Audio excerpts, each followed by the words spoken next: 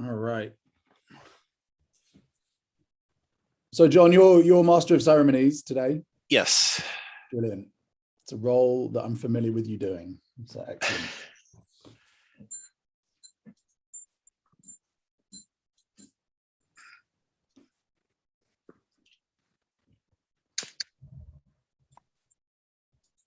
John, do you want me to share my screen and get the first slide up, or do you guys? Sure. No, go ahead. Yeah. All right. Just getting the live stream set up. Mm-hmm. And we'll spotlight you. Good. Can you guys see my screen? Does that look? Yes. Unfair advantages, just what we want. All right, I'll be quick about this.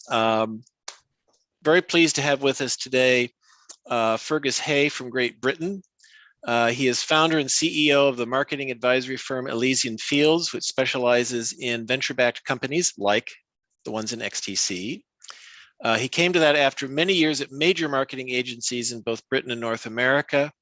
While he covers the full spectrum of ventures, his own specialty, as I understand it, correct me, is in the healthcare sector, major fundraiser for the British Heart Association, and non-executive chairman of at least one digital health startup, maybe some more. He's incidentally judged several rounds of XTC this year, including both the biotech and edtech categories. So he's already read through a number of your pitches, and we're very grateful for that effort. And we said yesterday that you never stop pitching to investors, but another angle of that is managing your broader media impressions. And as Victoria said, Bill from New Frontier just brought that up in the last hour. And managing all that can redound back to both gaining market traction and investor confidence. So we're going to leave you after this week with some important media strategies to, as people say, put your best foot forward. Thank you again, Fergus, and please go ahead. John, what a embarrassingly generous introduction. But as you know, I'm British, so I'm emotionally constipated. I can't literally react to that kind of adulation. So I don't ever see you as emotionally constipated. So delighted to spend time with you all today, and I really enjoyed the pitching rounds that I sat through, and I'm delighted to see some of the winners we selected on the call today. What I want to spend the next kind of half an hour, 40 minutes with you is trying to give you some opportunities to create unfair advantages. And in any street fight, which is what you are in as any business trying to acquire customers, you need to find a way to beat the competition.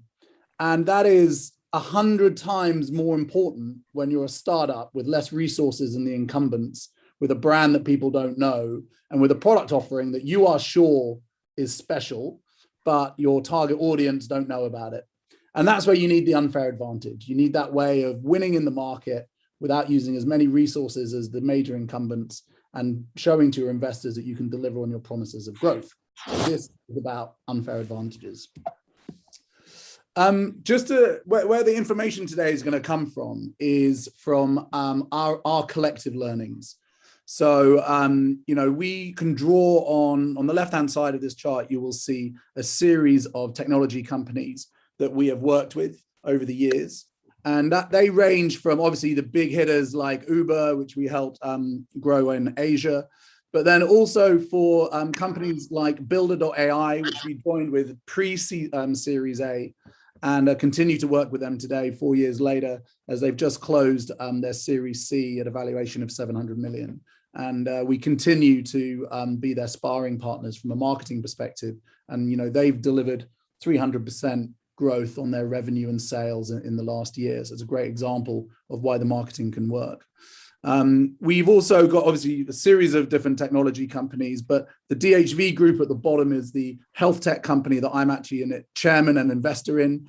That's also 6 years into its journey. And so I have quite an experience of sitting opposite the investors, dealing with their wonderful challenges and persuading them to continue to invest as we continue to grow. We've also got extensive experience of working with some really leading venture capitalist firms. So we've had a long relationship with Lakestar, both helping them with their own marketing, but also working with their portfolio companies. And the same with Blue Horizon, which is the world's leading food tech fund with a billion euro growth fund raised. So we've seen what they look for in companies that they want to invest in, and what the role of marketing is that.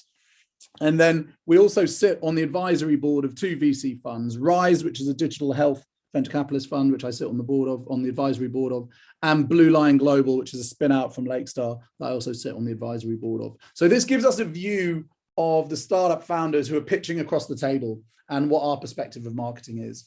And then on the right-hand column, we've got the big old institutional experiences, where in my kind of 18-year marketing career, I was fortunate enough to work with some of the really established companies, and there's learnings we can take from that. So what we're going to share with you is what we've learned from the founders as they rise through their maturity curve, the investors and what they're looking for, and then what we can beg, borrow, and steal from the big hitters who inevitably you want to steal market share from.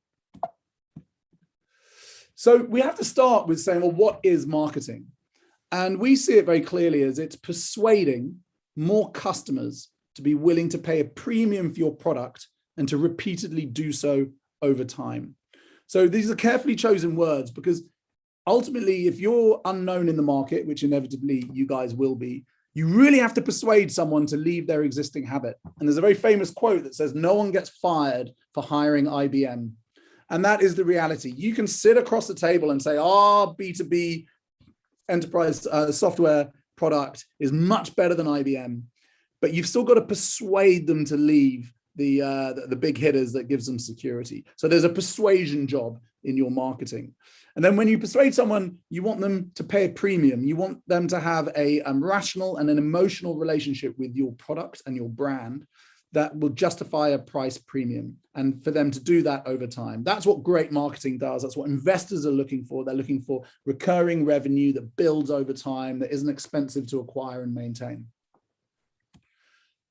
And the 3 ways that marketing can help you today, if you're either pre-Series A or post-Series A, these are 3 things that marketing will help you. There's the blindingly obvious. It will drive inbound sales and build your reputation in the media. So that's obvious. You all know that. The second point is a really important point. And this is what happens at the investment rounds. Good marketing will give product and value validation. And that was actually raised by, I think it was Bill just now at the beginning of the call. Fundamentally, if your marketing is working and people are responding to your marketing and they're paying to use your product or your service, then you are getting validation of your product market fit. And that is really, really important when you're sitting across the table with investors watching you. And what that leads to is really clear pitching clarity for when you're pitching to your fundraising. If you can show rigorous data that validates your customers or consumers' usage of your product at a price payment that they're willing to pay, and they stick and repeat using it, your pitching becomes much more straightforward. There's less hope and optimism, there's more validation. And that's a word you're going to hear a lot in our session today. And just to prove that, here's a really interesting quote from my very good friend Manu Gupta, who's the founder of Blue Lion and the ex-founding partner of Lakestar. He talks about that when he chose to invest in Revolut at the early days of Revolut, it was because their customer acquisition cost was sub $1 versus the competitors such as Monzo and N26 and Chime and many others who were more than $20 customer acquisition. And the reason why that was really important is he saw the network effect. He saw that Revolut had a product that consumers were demanding and they were sharing amongst their own networks, and that was driving rapid scale and rapid growth in a way that was really efficient and affordable. And that's a really great example of how an investor will look at the product and say, great, but then we'll look at the validation in the market with your consumers and customers. And equally, Young, who you spent time with this morning, I was just with him a couple of weeks ago looking at a business together in London. And he said to me, in the end, the idea is only 1/3 of the equation. The team, and really important, his ability to scale the product are critical. And that reaching scale will make or break any startup. And that's, again, what investors are looking for. So powerful marketing is a significant factor for raising capital. And there are, of course, myths and realities in the world of marketing. And I just wanted to share some of the myths and give you a perspective on what the reality is. The myth is there's a magic to marketing. There's dark arts. The reality is it's very good. Marketing is very methodical, very systematic, and very data informed. It's not fluffy and it's not intuition based. The second myth is that if you have a great product, people will come and use it. I hear that so many times from passionate founders who are normally great scientists or engineers who have spent their life creating an amazing product. And they believe that once it's built, people will come. But the reality is that you need to really find the right customers, the ideal ones who have perfect value proposition match fit. And you've got to persuade them to leave the IBMs of the world and consider a brand and a product they don't know. So you have to work really, really hard to get these capricious customers that are more like cats, where you have to coax them towards you rather than dogs who will come running and panting. There's a myth that buyers are rational and then they care about the founder's features of the product. The reality is buyers, be they B2B or B2C, are emotional. They're emotional creatures that make irrational decisions but have some rational tendencies. And that irrationality means there's a really powerful role here for building emotional relationships with your customers. Even if you're B2B, emotion drives long-term loyalty, and we'll show you that later. There's a myth that marketing is for sales later, not for sales now, and that there's a difference between sales and marketing and they shouldn't be bedfellows. Actually, good marketing should drive you sales immediately. Good branding will build long-term loyalty, repeat purchase, and higher profits. And then there's a myth that there is no ROI on brand and it's just sunken cost. But the reality, and there's an exhibit that we'll share you of one of the deepest studies in marketing theory at the moment, that shows that brand equity delivers profit over time. So those are the myths and the realities. And we hear consistent questions from founders, and I really look forward to getting into the discussion with you guys on this as well. But here are some of the questions that you may have at the moment, which is, when I go in a bake-off, when I test my product against the big incumbents, we win every time in terms of our effectiveness and our efficiency and our results. But for some reason, the customer sticks with the known supplier, even if we are cheaper and better and faster. The second questions are, how do I differentiate against a cluttered market? How do I ensure marketing converts into sales? How can I get the most efficient CAC LTV ratio? How do I build an internal marketing and sales function, particularly if the culture of the company is an engineering-led company, different cultures merging there? Should I use agencies? And if so, which ones? How do I pick them? How do I retain them? How do I make sure that I'm getting good value for money? How do I achieve network effects? I need to show traction to secure my Series A, but I can't scale beyond my personal network. I've hit a limit. And then how do I deliver on my growth promises to my investors? These are maybe some of the questions you've got, some of the challenges you're facing, and these are very, very common patterns amongst founders. And to address those patterns, there is a very, very structured process, which is methodical and particularly engineers can understand. The process is, step one, you have to do the homework. You have to do the discovery. You have to find evidence that there is a problem in your customers that needs to be solved, that they care about and they're willing to pay for. In the same way you do product market fit, you have to do messaging market fit. Then you go and define the value. Once you understood the problem, then you can go through the pains, the gains, the jobs to be done, and you can create value propositions for your ideal customers that you test and validate with real research with data. Then you can get to developing your brand story. What is the insight? What is the emotional state? What is the narrative? What is the why behind your brand?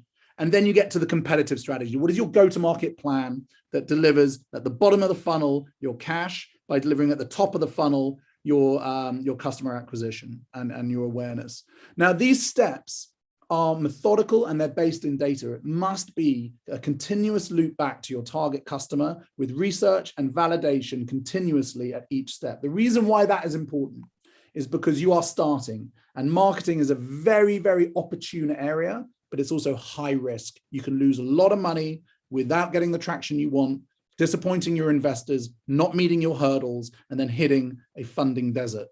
And to get around that, you have to apply the same level of diligence that you would to developing product market fit to your marketing messaging fit. And frequently, I'm really sorry to say, companies pre-Series A and just post-Series A skip step 1, step 2, and step 3 and run straight to step 4. And that is the road to ruin. You've got to do the homework. It's got to be rooted in customer insight, and it's got to be validated. If there was one thing I would say taking away from this session. And regardless of all the tools, marketing is about the customer. And that sounds blindingly obvious, but it's so common that people lose sight of that. People get so obsessed about their product, occasionally about their competitors, but not enough about the customer. But if you look at the facts, here is the ladder of proof produced by NFX, the venture capitalist fund. These are the metrics that investors use to evaluate a potential portfolio company to invest in. You will notice that 50% of the metrics they evaluate are related to customers and customer insight. So it is so important, not just for your revenue, but also for your fundraising, to show that you've got really deep and validated insight in connection with your customers with continuous data sets. Now, what that means is you have two different phases you go through. At an earlier stage, it's about how do you build something customers want and how to attract them. You want to show that the customers you can reach with your limited budgets and resources buy into the value proposition, are willing to pay for the product, and want to repeat. Then the later stage, post-Series A, that's about how taking that market fit and then going at scale to reach as many customers as possible. That's when you're looking at driving awareness, marketing funnels, efficiencies of CAC and LTV. Two different roles at two different stages. Pre-Series A is the early stage, post-Series A is the later stage. Each one of those involve different methodologies, which we're going to share with you the steps that we recommend you go through to achieve your goals of great traction and getting to your fundraise. So where do you focus? On the left-hand side, you will see for those companies at pre-Series A, there are two key elements that you need to tick off. You need to know who you're talking to, and you need to know what you're saying. So the who you're talking to, the task at hand is to understand the ideal customer profile. Who is your customer? What is the niche? And what are they willing to pay for your service? The way you do that is through value mapping, and there's a product we'll show you on how to do that. And what the outcome of that is a customer or consumer validated value proposition and a set of personas that you can stand in front of people and show data that validates the value propositions you put in there. And then you go to the what you're saying. This is where you do the testing, the testing of early messages. This is where you do quant testing for the messages and market fit. A/B testing, like you would do on the product market fit, you do for the message market fit. And the outcome of that is that you have evidence to show you've got the right value propositions for the right personas with the winning messages that drive early sales. This is what an investor wants to see, to say that if we put jet fuel onto the fire and provide budget for these people to go and get scale, have they got the message market fit, and is it validated with real customer data?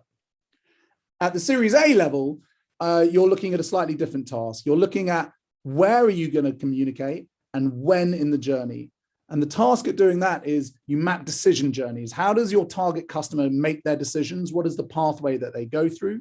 And where is the best place for you to intercept and optimize? And the methodology for doing that is qualitative insight, user data, quant messaging testing at each part of the journey to see what you can optimize. And the outcome of that is, if you're a B2B brand, you have your sales funnel that is highly optimized and continuously optimized. Or if you're a B2C brand, you have your marketing plan, multi-channel with messagings and investment ratios that you're continuously optimizing. Once you've got the where and when, you've got to think about the how. So that is our brand and tone of voice. What am I saying? In what way that is persuasive and differentiated to move my target customer from their current behavior to trying you? And the outcome of that is your brand positioning and your brand strategy with your creative assets. And then the final bit is your ROI, your investment levels. This is your go-to-market plan. Where am I going to put my investors' money to drive the most efficient customer acquisition costs to get the best ROI? And that's where you are continually using different channels and different messaging and different platforms to acquire customers, and you're doing a test and learn and continuous optimization. So if there was one slide that you as a founder want to refer to for where you are in your business and what you need to do for marketing, it's this slide. Decide where you are, seed or Series A, and how much are you confident that you've got primary data to validate your who, your what, your where, your how, and your ROI. This is your basic blueprint for your rigorous marketing foundation. And so let's start with the seed businesses. Let's just dive into that a little bit. So for the seed businesses, you have to develop your product with your customers to iterate and validate your value proposition. And I think Bill was talking about this earlier. Your touch point with your consumers or customers with your value propositions will inform your product development. It should be a continuous evolution. So these value propositions are really, really important. And these value propositions you should revisit and continually challenge and continually interrogate. In fact, for Builder.ai, even now we're at Series C, we're going back to our value propositions to make sure we're continuously optimizing them.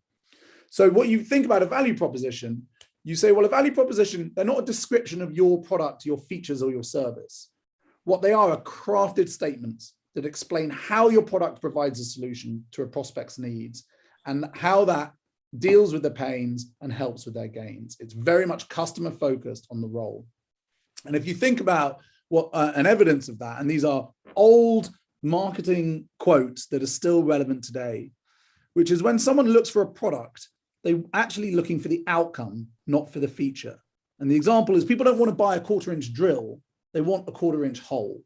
And you have to always think about what's in it for the customer, what problem are you solving for them, rather than how clever is my feature and I want to tell everyone about it. And on top of that, as Clayton Christensen quoted in The Innovator's Dilemma, ultimately, it's not just rational. People have a social, a functional, and an emotional dimension to making decisions. And that emotion bit is where you can get your unfair advantage. So how do we go about doing this? Well, here is a classic value map template. So what you'll see on your left is a profile of your, this is actually a live one for one of our customers. On the left, you'll see a profile of your ideal customer. In this case, it's a procurer from Suncorp Insurance. We have interviewed this individual. We've identified his pains and his gains and the reasons for purchase and the reasons for not purchase. In the middle, you will see that we've mapped it. Where are the pains, which are reds? Where are the gains that he needs? So what are you solving for him? What are you trying to help him achieve? This gives you qualitative insight into what motivates your potential buyer. And then on the right, you take that insight and you put it into your value proposition. So you go, our product helps these people who want to achieve this, and we do it by offering X and Y, unlike Z. That is the fundamental basis of your value proposition. And it doesn't matter whether you're Watson at IBM or whether you're a final mile delivery app. Ultimately, the same methodology for your value proposition is the same. And you should have one of these for each of your ideal customers. And this is what you're continuously going back, researching in continuous panel data to make sure that you've got absolute message market fit. And of course, it's a bit different between B2B and B2C. Fundamentally, B2C are people make decisions on their own, but they make it for social reasons. So they often buy brands and products to express their social standing. It's very emotional. It's quite self-projection, and there is a big social dimension. B2B is very different. B2B is about delivering on your task for the company. So there'll be profit reasons, efficiency, money earned or money saved, but it's also very political.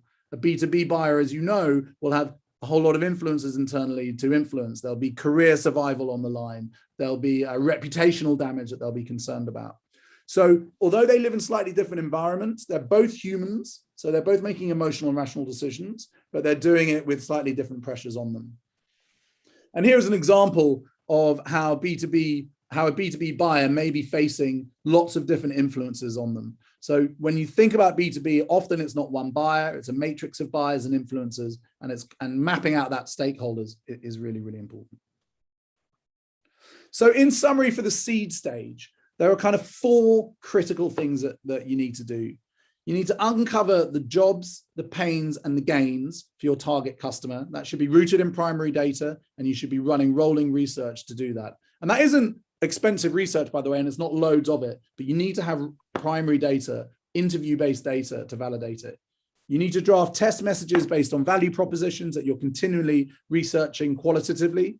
You can do about 5 rounds of that. You can do it fast. You can do it week by week so that you're continually optimizing. And then you're converting that into language, which you A/B test for optimization. So at seed stage, primary insight, get the right messaging, validate it with your target customer. So you can sit across the table with the investors and say, we can't afford to go to market and acquire lots and lots of customers because we need your money. But those that we have reached out to, we've got exact market messaging fit. And for the investors, you're de-risking the investment because the chances of you gambling their money on learning in the future is much less. So for the Series A businesses, it's a different set of tasks, which we spoke about earlier. The first thing that you look at is your journey mapping. So here's an example for GetTransfer, which is a competitor to Uber effectively, where you map the journeys that your customers go through as they consider the category and the product. And you identify the critical moments, reds and greens, where they either choose to proceed or choose not to. And you validate this with qualitative interviews. You start to do this at a larger scale so that you can see where is your biggest opportunity to improve your conversion rate. So journey mapping is a really, really important part of your marketing as you try to get scale. You obviously build a deeper segmentation. So here it's more quantitative. You've got your value propositions. You create personas that you continually validate with their reactions in different medias with messaging testing. And you continue to capture pixel data on your personas to see who is seeing your messaging, who is then coming onto your product and how they are using their product. And that's where you get the continuous loop of data between your customers, your product, and your marketing messaging. And that should be a rolling machine. At that point, you also look at your brand positioning. This is trying to work out your differentiation, your why as a brand you exist in the market. And often the secret here is to elevate yourself out of price and features and into the reason why you exist and the impact it has on your market. There's a whole module that can be taught about brand strategy and brand positioning, but the purpose of it is to define your why, your how, and your what, how you're contributing to the category, and what is the positive impact. And if you get to that using qualitative insight, then you get to emotional territories. And let me explain why emotional territories are really, really important. This is a data set from Binet and Field, the long and the short of it, which is the Institute of Practitioner of Advertisers' go-to Bible of primary research to show the effectiveness of marketing. And what it effectively shows you here is that emotion is very, very powerful for building loyalty, defending price premiums, and driving profit. So if you look at the top left of your screen, you'll see that emotion campaigns will drive better price sensitivity, more loyalty, and they will drive more market share and sales. If you look at the right-hand side, you'll see that the longer the time frame, the more emotions drive profit. So over 3+ years, pure emotion will drive significantly double the amount of profit for businesses. And again, if you look at the bottom, you can see how emotion is really, really powerful for driving long-term profit. So this is probably the deepest set of data that has been run and is continuously run every year by Binet and Field to show that the quote intangible soft part of branding is actually drives profit over time. And it's why that is your unfair advantage in the marketing game. And so what does that mean for how you go to market? Well, when you structure your go to market, it means your allocations of budget post Series A when you're trying to scale up can seem counterintuitive. The recommendation from the research is that 46% of your budget should be spent on brand building, a fixed continuous cost to build your reputation and build your emotional connection between the customer or consumer and your business. And then 54% of it goes to the hardworking digital media conversion elements. So that is your programmatic media that is targeting people with offers to close them. Now, this is a very uncomfortable slide for any founder to commit to, because it feels like you're committing to nearly half of your budget to the fluffy bit. But the research shows that over time, that's what will drive your differentiation, your loyalty, and your profit. And all of that ends up in a go-to-market plan. This is what your marketing teams will be working with every day, where they understand the persona.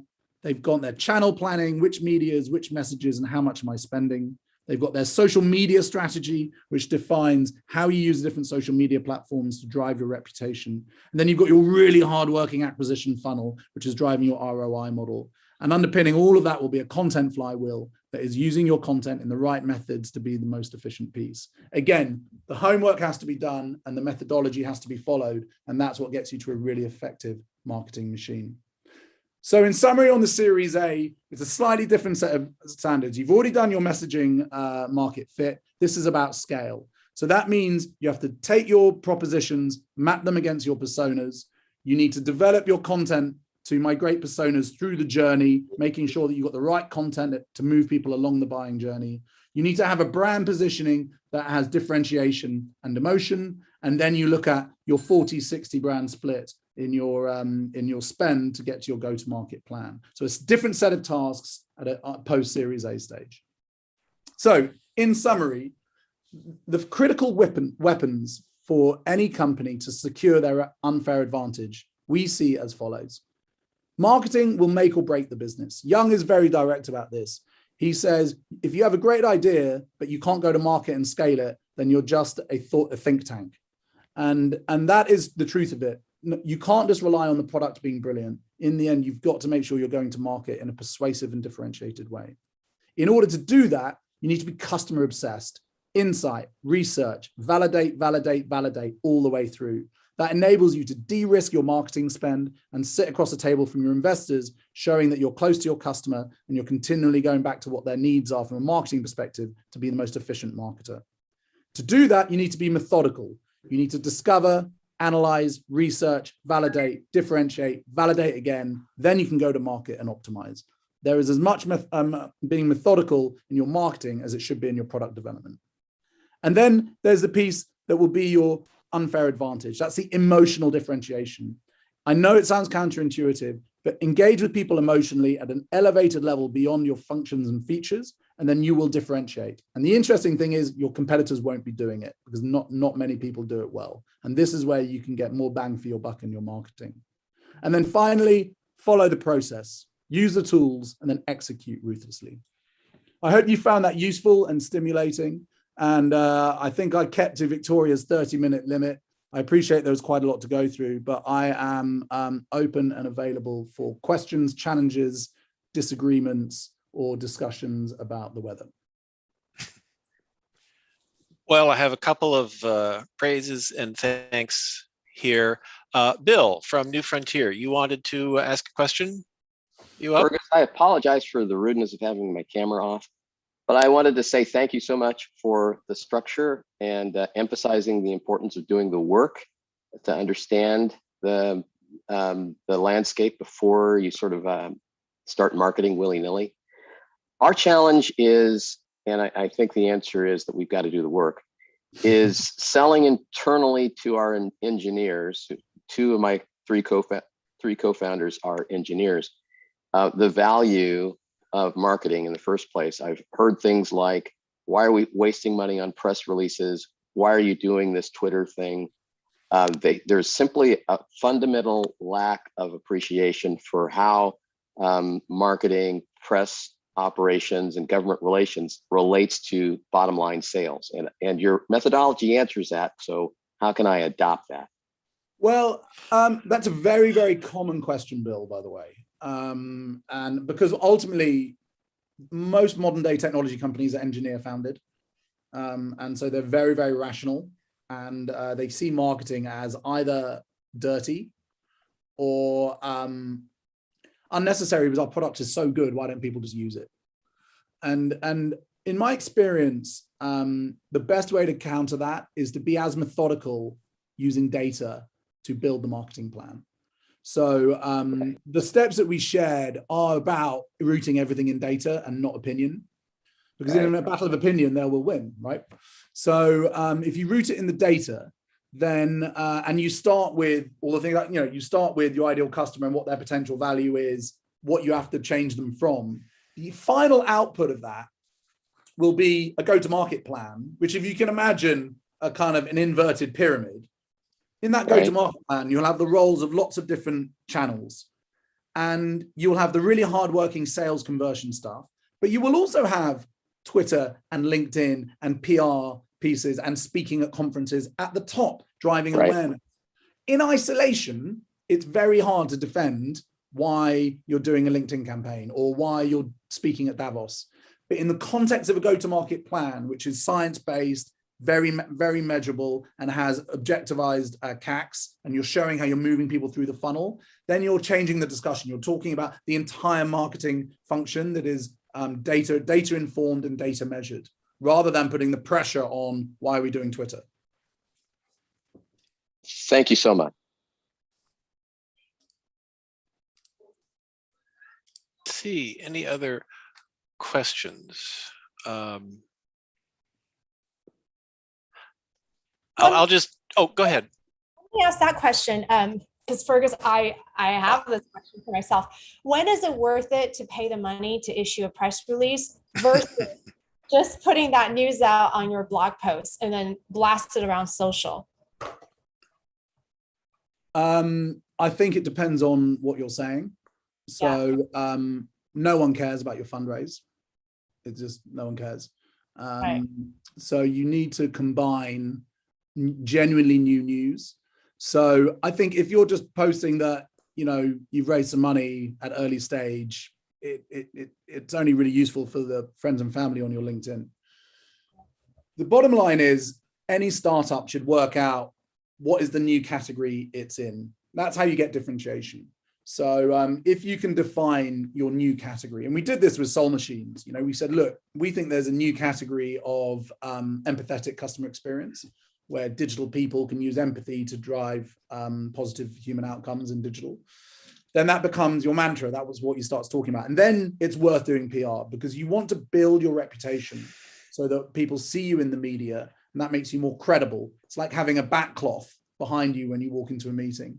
So if you have a point of view on the category that is different, that you can build in your product proposition into, and hopefully you have some consumer data or customer data to validate it, then it's absolutely worth bringing on a PR agency to get you that awareness. What a PR is super powerful, super powerful, but only if you've got a really original thought. If you're just PRing things like a fundraise, it's a bit of a waste of money in my view. Yeah, very good thought. Thank you. So, go ahead. Go ahead, John. We have another question here, which is basically when you have a fundamental, what you think is a paradigm shift, and how do you get around the, nobody was fired for buying IBM. And if we go back, I remember Steve Jobs' mini computer company called Next. That was very hard to get people to say, why would we buy this weird cubic box when we can just buy another IBM? And several of our companies, not just Pal who asked this, have black cubes like that. And their challenge is getting people to that are very risk averse from pulling away from their IBM comfort zone. Yeah, I mean, that is clearly not easy. Otherwise, everyone would do it. So the solution to that is having done the homework to really understand the pains and gains of your target customer, and to not assume who your target customer is. And in fact, we see that with one of our portfolio companies at the moment, where they've assumed the buyer is X, but the reality, and from the outside, it looks like that would be the case. But once you get in and you start talking to them and you start interviewing them, you realize that even if you have the perfect product, they're not going to shift. So you really have to do the homework on what is the segmentation. And in that segmentation, what are the characteristics of the companies who you think would be willing to try something? And that's normally because there is a really big unmet need from the big suppliers that is not being addressed. And there's a high level of frustration. And you have to do the homework to find out who those are. And then you have to kiss a lot of frogs, because for companies, enterprises particularly, it's career threatening to work with a startup, right? It's much easier to stay with IBM, complain about how expensive they are and how slow they are. You're not going to get fired for it.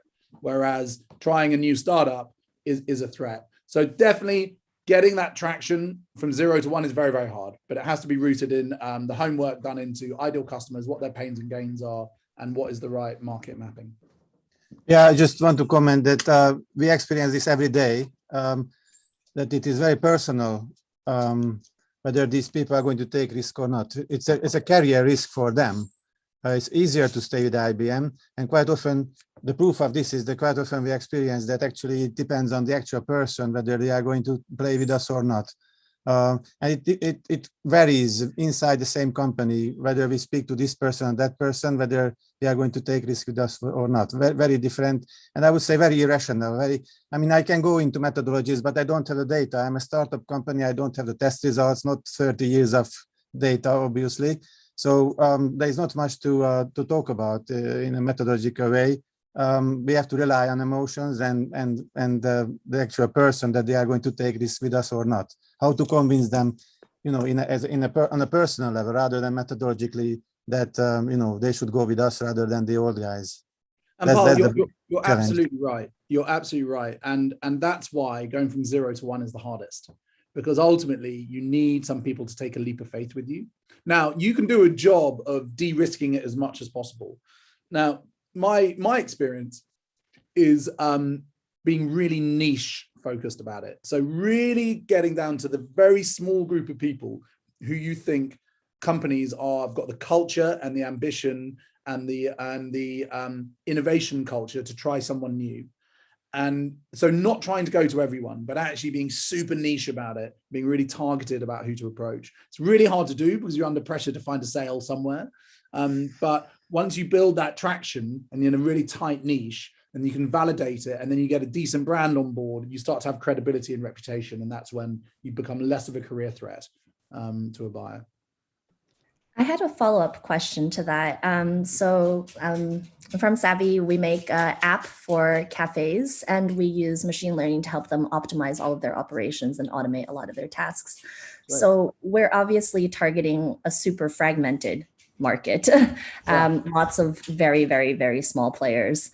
And in your experience, what is kind of the best strategy to leverage marketing in that scenario? Because I think what you were saying about kind of finding your niche customers and you know, finding those early adopters, that kind of works when there's not that many customers, but we're kind of looking across, like, you know, hundreds and thousands of potential customers. How do we really kind of narrow it down like that?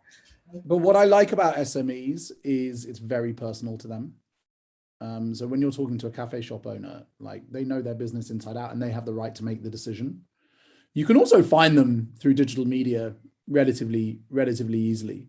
So, you know, Builder has built its growth on cafe owners, actually, like, you know, small independent companies that don't know how to build software, and we've got to help them build software. So that is about understanding the emotion side of it. So, you know, for these guys, if they make the wrong decision, they might lose their business. So it's deeply, deeply emotional. And I don't want, you know, and it sounds like I keep repeating myself, but if you, and particularly with cafes, because they're very accessible, right? You can walk into a cafe and start to speak to the owner, and they're actually quite open, right? They'll talk. Really spending time with them to understand what matters to them and what are the barriers to them trying something new, and really understanding those pains and those gains. And then with that community, it's fragmented, but actually the patterns of what they care about will be very similar. So it's fragmented in that there's loads of them, but the issues are probably really consistent. And if you can get kind of product and messaging fit with 20 of them, I'd bring them in. I'd create a research panel. I'd bring them in, say, help me co-create the product, help me co-create the value proposition, be part of the community that, you know, I don't know what the product is really, but take the inefficiencies out of your payments and your supply chain and increase your profits and decrease your dependency on third parties. Like, let's co-create this together. Obviously, you've already got the product, but bring them into it.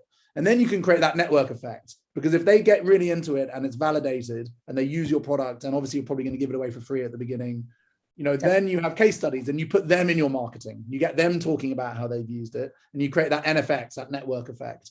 And that's, I actually like marketing to that group of people. It's much less political and much less complicated. Okay, thank you so much. So our next question, this is actually from a digital health company, so your sweet spot, which is, there's messaging to customers and all this you've been talking about. There's also messaging to investors, which often has a different thread. And how do you sort of parse and triage those two different threads? Yeah, so I understand the question to be, what's my investor communication strategy? Is that right? Well, or how is that different from your customer communication strategy? But yes. Yeah. So it is definitely different, because you want to pull out other proof points. So I would treat your investors like you would treat any target ideal customer. Build a profile of them and understand who are the ones you want to speak to, because there are so many, and quite frankly, most of them won't be the right fit for your business. And then understand what floats their boat. And then I would do a PR campaign and a LinkedIn campaign, so that the net result is when the analyst Googles your company, they can find you in 3 types of media: investor media, your categories media, so healthcare media, and then you want to try to get into the broadcast media. And what I mean by that is, if you're UK based, for example, or European based, you want to try to get onto the Daily Mail or onto morning TV, because your diagnostics is helping older people live a more dignified life, for the sake of argument. If you can be seen and relevant, then for the investors, that takes away a bit of the risk. It seems that you have authority. And then you can use your LinkedIn media to target all the things about traction, revenue, thought leadership, thought pieces. So your approach and output will be different to your customers, but the methodology of approaching it is exactly the same. It's still ideal customer, understand the pains and gains, understand who you want to speak to, and then pick the right medias to communicate to them with. And Ritu, if you want to unmute, do you want to follow that up? Or does that? Yeah, no, thank you. Thank you for that. Thanks for phrasing it in that way. I think that does help, because certainly we've been trying to, we've been very engaged in the community with our activities, and primarily we are B2B, and we're targeting universities really for a digital mental health hub. And so we're working with them, and we're very active with some of the activities that we're doing in the universities. So like I said, there's a lot of activation. We're engaging them through social, just showing, the community how much we care and listening to what they need, and also continuously like incorporating that in our language so that they know that they're being heard. And I'm just wondering if those efforts, as we share them on LinkedIn or in other spaces, to your point, is it really a thought leadership piece, or is it just, sort of community engagement, PR, social activity that's not necessarily going to help move the needle? I do think that it builds credibility for us in the space, because we are showing that we have a relationship and that there is a desire. I just don't know if it's speaking to what they want to hear in terms of investing. Remind me your name again. Was it Nikki? Ritu. Sorry, Ritu. I think you have to have the original thought. So just being active isn't enough, particularly in your category where they expect high levels of specialism. So I would look at really being clear on what your brand positioning is and what your view is of the category and the purpose behind your business and product. And hopefully that will elevate you out of the functionality stuff and into a point of view of why it's important. And I would use that to produce thought leadership that is white paper based in some primary research, which I'm sure you've got loads of by listening to your product and platform. That then isn't just busy noise. It actually shows category leadership. And category leadership, particularly in a specialist space like health tech, is really, really important.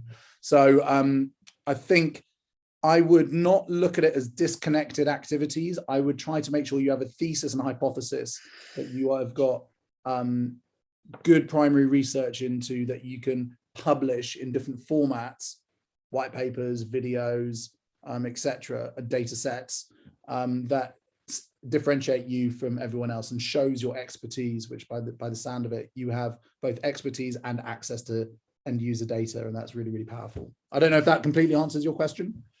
Yeah, no, that's helpful. Okay, I like that. But just not enough people are original in what they say. There's just so much awful social media content that just simply clogs up the world. Right. Actually, just original thinking is in scarcity. Perfect. Cool. Thank you so much. So the Rita's discussion about investors nudged a follow-up, which is we're talking about reaching out to investors. And earlier you said, if you've raised money, nobody cares, just, blog about or nothing. But wouldn't investors maybe want to see about a raise? How do you, or maybe it's not, you don't pay the $1,000 for Business Wire, but you do something else. But To your earlier comment about no one cares about that, but investors might, or is that at a different time, not after it's done? Well, when investors do DD, they will have an analyst who will go and look on Crunchbase, and you can post your own LinkedIn piece or your own on your own website, your own press release. It doesn't cost anything. So the funding information is useful, but I think it's not really looking at the wider task. If an investor will want to say, if you're a startup pre-Series A, they will want you to stand out. So what is your vision? What are you trying to achieve? What are your credentials in doing it? And what new category? And this new category thinking it's really, really important, which is if you're trying to disrupt a market, instead of going head to head with the incumbents, create a new category, which shows how the incumbents are analog and you are the future. And that helps investors. They go, great, they've got a real point of view. They've got a founding team. They've got some credentials. They've raised, angel, seed, whatever. But are you differentiated? And I think that's the most important thing. And there's lots of examples of new category creation. Airbnb did it, where Airbnb is a hospitality business. It's not that different really to any other, but they created community-based accommodation that has got social values in it. Oh, new category. Uber is a movement from A to B, cheaper and faster, but they created a new category about urban mobility. And I think it's marketing, but it helps differentiate you, and that's important. And I'll just say, Bill answered, this is perfect. Posting on Crunchbase and LinkedIn is free. And it reminds me, and in a way, this, but you forget this, is we're in the habit of saying a press release, which is actually a very specific thing. And I think you're suggesting 8 times out of 10 is probably not that useful, as opposed to many other channels that exist today for getting to the right audience. Like what I'm saying is posting on Crunchbase if you want investors. Go ahead. You need to have a PR strategy, not a press release strategy. So your PR strategy should be my point of view in the world of why there's a new category, why we're important, and why the incumbents are outdated. That's your PR strategy. And then your PR partner should then go, right, this is the LinkedIn post you should do. I'm going to get you on CNBC. I'm going to, get you on Health Tech Daily. You need 4 or 5 pieces just to show that when someone Googles you, they see that you have a point of view that's different. That's a PR strategy. And really, it's very affordable. But we can have another conversation about PR agencies, which are very dangerous world, because I think a lot of them don't add the value that they could do, but some are brilliant. And you've really got to be careful in finding the right ones. I'm just reading this. I remember Natasha. Hi, Natasha. Gatekeepers. Hello. Hi. We exchanged. I was just wondering because we have quite every now and then, especially in Europe, because we're addressing the ad tech market, and in Germany, for example, we are addressing practically 100% state market. So there's not much we can do. In Spain, we can go into 40% private market. Internationally, we can try to work with networks of schools. But in countries like Germany, you are actually addressing the state market. And sometimes it happens that you come in and the gates are closed, and those gatekeepers, they're trying to keep it as close as possible. So we just had we have a great project, AI, great partners. We are going into speech recognition. Everyone tries to get there on German, Spanish, for kids, everything perfect. And then we come in and say, great news, here's press release, here's our partners would like to involve you in piloting. And they say, no, thank you, because we told you last year, no, thank you. So do you think that marketing here would help, or what kind of marketing, or Well, that sounds to me like your go-to-market has got a problem in it, not the marketing message. There is a barrier for you getting to market. I was going to say, we've had other questions in healthcare, and some of the markets, like, as you know, health and education, are not sort of open markets. And so that's a very different, highly regulated, often state dominated, makes it much trickier than standard app startups. I think, to be honest, I'd need to think about it, but my instinct would say if you're 100% sure that that is the best route to market and you can afford a really long sales cycle. And look, our health tech company, Digital Home Visits, 80% of our revenues come from the state. So we've been through that. And you've got to be able to afford a long sales cycle, which for most startups is really challenging, right? Because it's cash burn. But of course, once you get the contracts, they're repeatable and government backed and pretty static. So I think the first thing to interrogate, is that your right go-to-market? And is it worth it? And can you afford it? If the answer to that is yes, then I think lobbying and is a very powerful asset and not my speciality. But what I learned in our health tech company was we were failing until we brought in people who've been doing it for 20 years and have the government relationships and understood the nuances. And as outsiders, we were clueless. But as soon as we brought in people who've spent their life dealing with the regulators and the state, things moved much faster. So that was our learning on it. So I don't think it's you're marketing your way out of that one. I think it's more like your route to market and the intel one requires. But I would need, honestly, Natasha, I'd need to learn a bit more about the challenges you're facing. Okay, thank you very much. Thank you. Okay, well, we are approaching the top of the hour. And Victoria, if I can get you for a minute, this is pretty much the end of our boot camp. Folks have been, and I know a lot of the folks have been with all 11 of these sessions over 6 days, which we very much appreciate. We hope it's been very useful. And Fergus, this was a great way to wrap up because we've had other sessions on go-to-market and strategy. And I've heard this from other people that people think marketing is a thing, but really it is the strategy. It's thinking, it is the strategic planning to get to the details downstream. And you had some great slides that look like strategic planning slides because that's what they are. And that it's really one and the same thing. So I think that's a great way to wrap up. Well, John, thanks. What I would say is we have developed methodologies and products for all of these, and we've deployed them at scale across lots of tech companies. So if people want to find out more, please reach out directly. We'd be happy to have a chat with you and just help you work out what you need to do. So you know, they are validated methodologies.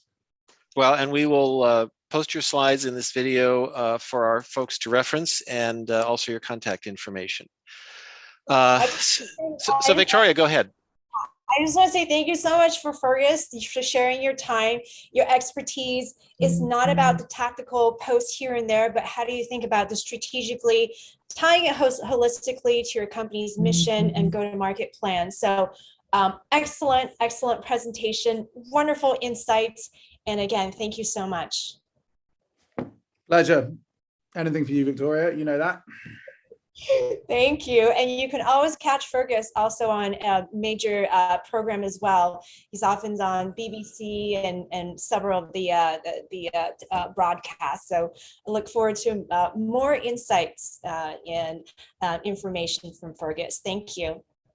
Thanks, guys. Okay. Good luck. Thanks, everyone. San Francisco. Bye. And we'll be updating you later. Thanks. Yeah. Thanks for coming to San Francisco. Fergus will be there. Thank you. I look forward to meeting you. Bye. Okay. Bye-bye. Thank you very much.